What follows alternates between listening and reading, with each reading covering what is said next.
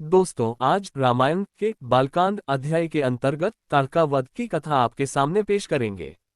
बालकांड के पिछले अध्याय कामदेव के आश्रम के पश्चात कथा शुरू होती है। स्त्री के रूप में तारका एक घोर पाप है और पाप को नष्ट करने में कोई पाप नहीं होता। हे राम, तुम इस पापिनी का संहार कर दो। प्रातःकाल स्नान संध्योपासनादि कार्यों से निवृत्त होकर राम और लक्ष्मण गुरु विश्वामित्र के साथ सरिता तट पर पहुंचे। एक वनवासी मुनि ने विश्वामित्र के साथ दो सुकुमार बालकों को देखकर तथा उनका परिचय प्राप्त कर वे एक छोटी सी सुंदर नौक ले आए और विश्वामित्र से बोले, हे मुनिराज, आप इन राजकुमारों के साथ इस नौक पर बैठकर नदी पार कर लीजिए। विश्वामित्र जी ने उस मुनि को धन्यवाद दिया और राम तथा लक्ष्मण के साथ नौक पर सवार हो गए। इस प्रकार वे सागर से मिलन की आतुरता में कलकलनाद के साथ दौड़ती जा रही उस नदी को पार कर गए। नदी के उस पार एक भयानक वन था। उस वन को देखकर राम बोले, गुरुदेव, यह वन तो बड़ा भयंकर है। सभी ओर से सिंह, व्याघ्र आदि हिंसक पशुओं के दहाड़ने और हाथियों के चिंघाड़ने की ध्वनि आ रही है। जंगली सुअर, भालू, वन भैंसे आदि वन्य प्राणी भ्रमण करते दृष्टिगत हो रहे हैं। वृक्षों की सघनता के कारण सूर्य का प्रकाश इस वन के भीतर घुसने का साहस नहीं कर पा रहा है और इसी कारणवश चारों ओर अंधकार हो रहा है। इस अति दुर्गम वन का क्या नाम है? राम के इस प्रश्न का उत्तर विश्वामित्र ने इस प्रकार दिया, हे राघव, पूर्व काल में इस स्थान में वन्ना होकर मलदा और करूप नाम के दो बड़े समृद्ध राज्य हुआ करते थे। दोनों ही राज्य ऊंची ऊंची अट्टालिकाओं, वीथिकाओं तथा सुंदर पथों से सुशोभित थे तथा धन धान्य और समृद्धि से परिपूर्ण थे। दूर दूर के व्यापारी यहाँ पर व्यापार करने आया करते थे, किंतु तारका नामक एक यक्ष कन्या ने उन दोनों राज्यों का विनाश कर दिया।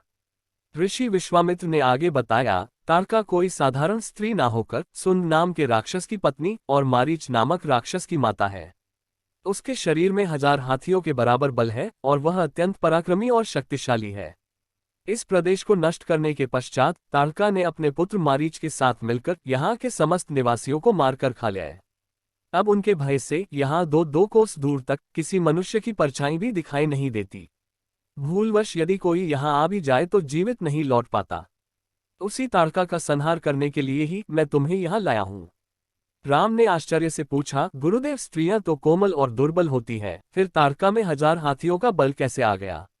ऐसा प्रतीत होता है कि अवश्य कुछ ना कुछ रहस्य है। विश्वामित्र बोले, वत्स, तुम्हारा कथन सत्य है और वास्तव में इसके पीछे एक रहस्य है। सुकेतु नाम का एक अत्यंत बलवान यक्ष था। वह संतानहीन था, अतः संतान प्राप्ति के उद्देश्य से उसने ब्रह्मा जी की कठोर तपस्या की।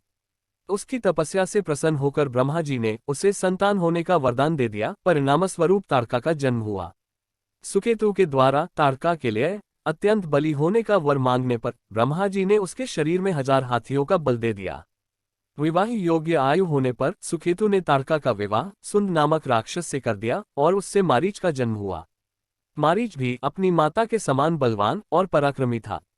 वह सुंद राक्षस का पुत्र होकर भी स्वयं राक्षस नहीं था, किंतु बाल्यकाल में वह बहुत उपद्रवी था। ऋषि मुनियों को अकारण कष्ट दिया करता था। उसके उपद्रवों से त्रस्त होकर एक दिन अगस्त्य मुनि ने उसे राक्षस हो जाने का शाप दे दिया। अपने पुत्र के राक्षस गति प्राप्त हो जाने से सुंद अत्यंत क्रोधित हो गया और अगस्त्य ऋषि को मारने दौड़ा। इस पर अगस्त्य ऋषि ने शाप देकर सुंद को तत्काल भस्म कर दिया। अपने पति की मृत्यु का बदला लेने के लिए तारका भी अगस्त्य ऋषि पर झपटी। इस पर अगस्त्य ऋषि ने शाप देकर तारका के सौंदर्य को नष्ट कर दिया और वह अत्यंत कुरूप हो गई।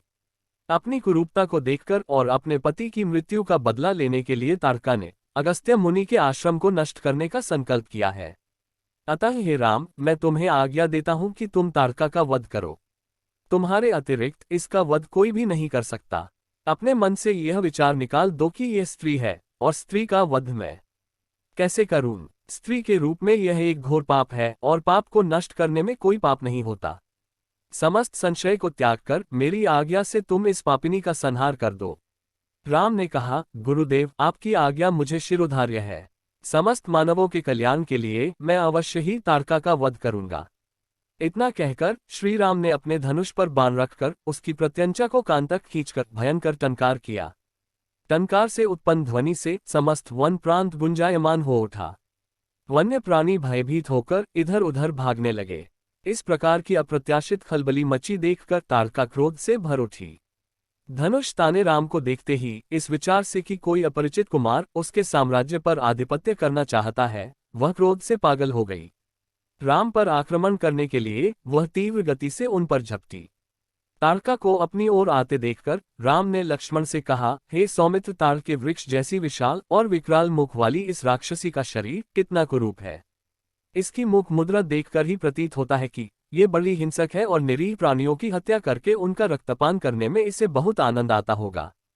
तुम एक तरफ सावधान होकर खड़े हो जाओ और देखो कि कैसे इसे मैं अभी यमलोक भेजता हूँ। विकराल देहधारिणी ताड़का अपने बड़े बड़े दांत चमकाती भुजाओं को फैलाए हुए द्रुतगामी बिजली की तरह राम और लक्ष्मण पर अत्यंत तीव्रता के साथ झपटी। राम इस भयंकर आक्रमण के लिए पहले से ही तत्पर थे। उन्होंने तीक्ष्ण बाण चलाकर उसके हृदय को छलनी कर दिया। उसके वक्षस्थल से गर्म गर्म रक्त की धारा प्रवाहित हो उठी। वह आक्रमण करने के लिए पुनः टूट पड़े। इससे पूर्व ही राम ने एक और बाण चला दिया जो सीधे उसके वक्ष में जाकर लगा। वह पीड़ा से चीखती हुई चक्कर खाकर भूमि पर गिर पड़ी और अगले ही क्षण उसके प्राण पखेर उड़ गए। राम के इस रण कौशल और ताड़का की मृत्यु से ऋषि विश्वामित्र अत्यंत प्रसन्न हुए। उनके मुख से रामचंद्र के लिए आशीर्वचन निकलने लगे। गुरु की आज्ञा से वहीं पर सभी ने रात्रि व्यतीत किया। प्रातःकाल उन्होंने देखा कि ताड़का के आतंक से मुक्ति पा जाने के कारण उस वन की भयंकरता और विकरालता समाप्त हो चुकी है। कुछ समय तक उस वन की शोभा निहारने के उपरांत स्नान पूजन से निवृत्त होकर वे महर्षि विश्वामित्र के आश्रम की ओर चल पड़े। दोस्तों, रामायण के अगले भाग में हम लोग अलभ्य अस्त्रों का दान की कथा सुनेंगे। जय श्री राम।